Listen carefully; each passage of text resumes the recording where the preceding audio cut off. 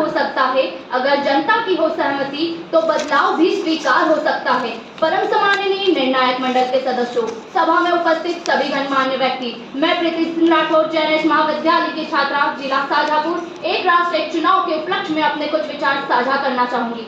एक समय था जब पूरा देश एक साथ मतदान करता था, जनता का मन एक साथ चुनाव करता था। फिर समय बदला, चुनाव बदल गए, लोकतंत्र के पथ पर कई प्रश्न उभर गए। अगर इतिहास की ओर देखें तो 1952 और 1967 तक हमारे देश में एक साथ चुनाव होते थे, यानी कि लोकसभा और राज्य विधानसभाओं के चुनाव एक साथ कराए जाते थे। परंतु 1967 और 1969 में कुछ राज्यों की सरकार कार्यकाल पूरा होने से पहले ही गिर गई, जिससे कि चुनावी चक्र टूट गया। फिर हमारे देश में अलग अलग समय पर चुनाव होने लगे, जिससे कि हमारे देश की राजनीतिक अस्थिरता और प्रशासनिक दबाव बढ़ने लगा।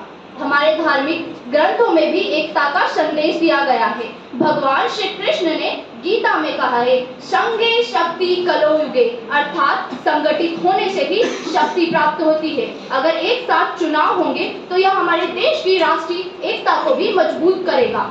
ऋग्वेद और विष्णु पुराण में भी कहा गया है, संगच्छध्व संपद्व, यानी हम सबको मिलकर चलना चाहिए। बार बार आचार संहिता लगती, विकास की गाड़ी थम जाती, प्रशासन व्यस्त चुनाव में होता, जनता की फरियाद रह जाती।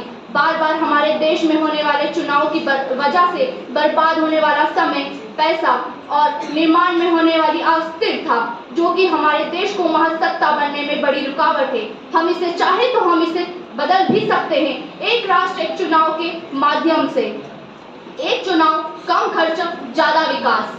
अब मैं राजनीतिक दलों से आह्वान करूंगी कि वे देश के विकास के लिए एक मजबूत कदम उठाएं, पर उन कदम को इतना भी मजबूत ना बनाएं कि वे कभी फिर उठ ना पाए। अब मैं जनता से आह्वान करूंगी कि वे केवल धर्म, जाति, भाषा में बंटकर ना रह जाए इंसान, केवल वोटर लिस्ट तक ही सीमित ना रह जाए इंसान। आओ उठकर हम एक नया कदम बढ़ाते हैं, पुनः एक राष्ट्र एक निर्माण पर सकारात्मक मोहर लगाते हैं, सकारात्मक मोहर लगाते हैं।